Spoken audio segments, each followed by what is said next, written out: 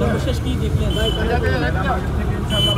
আল্লাহর কাছে লাখো শুকরিয়া, বাংলাদেশের মানুষের কাছে বেগম খালেদা জিয়ার জন্য দোয়া চাই। উনি গণতন্ত্রের জননী, উনি বেঁচে থাকলে বাংলাদেশ ভালো থাকবে। অবশ্যই অবশ্যই। স্বৈরাচারী হাসিনা সরকার শুধু ম্যাডামকে স্লো পয়জনিংই দেয়নি, ম্যাডামের অনেক কর্মীকে, রাজপথের যোদ্ধাদেরকে স্লো পয়জনিং দিয়ে মারা হয়েছে, ক্রস ফায়ার দিয়ে মারা হয়েছে, আপনার রিমান্ডে নিয়ে মারা হয়েছে, জেলখানার ভিতরে থেকে বিভিন্ন ওয়েতে মেরে ফেলে দেওয়া হয়েছে। বাংলাদেশে এরকম প্রতিহিংসামূলক রাজনীতি আর না হোক। আমরা চাই বেগম খালেদা জিয়া যে উদারতা দেখিয়ে বাংলাদেশের মানুষকে কাছে টেনে নিয়ে রাজনীতিটা করেছেন, সেটার প্রতিফলন ঘটুক।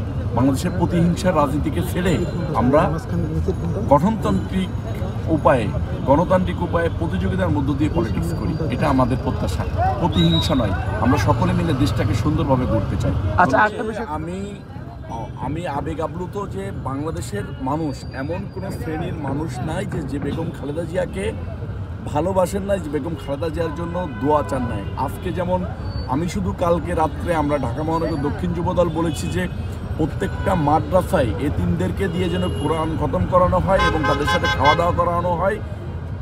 বিশ্বাস করবেন, মানে এতিম বাচ্চারা বেগম খালেদা জিয়ার জন্য কান্না করছে আর কোরআন তেলাওয়াত করছে, মোনাজাত ধরছে আর কান্না করছে। আমি ওদের কান্না দেখে আমি নিজেই কেঁদে দিয়েছি।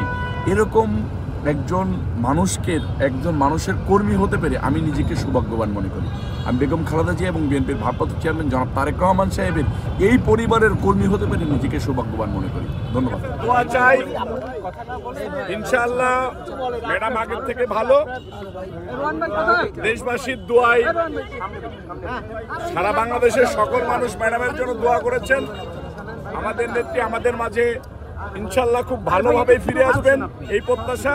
সারা বাংলাদেশের মানুষের কাছে শুধু আমরা দোয়া চাই।